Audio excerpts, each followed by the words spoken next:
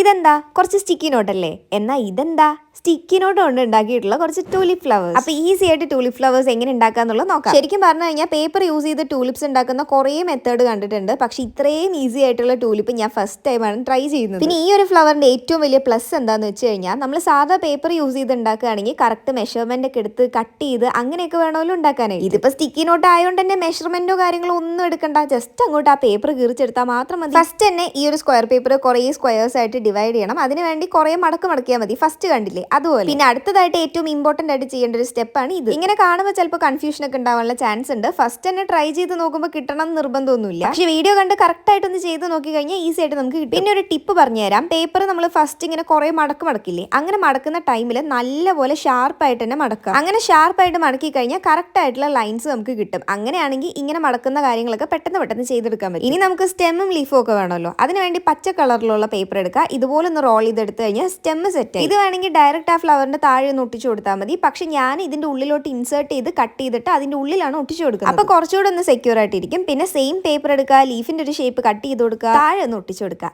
അത്രേ ഉള്ളൂ, നമ്മുടെ ടൂലിപ്പ് ഫ്ലവർ സെറ്റായി. 2 തവണ ഒന്ന് ട്രൈ ചെയ്ത് നോക്കി കഴിഞ്ഞാൽ കറക്റ്റ് ആയിട്ട് കിട്ടും. ഫസ്റ്റ് ഉണ്ടാക്കിയ പിങ്ക് അത്രയ്ക്ക് ശരിയായില്ല, പക്ഷെ ബാക്കി സെറ്റായി. അപ്പൊ ഇഷ്ടപ്പെട്ട ലൈക്ക് മറക്കണ്ട.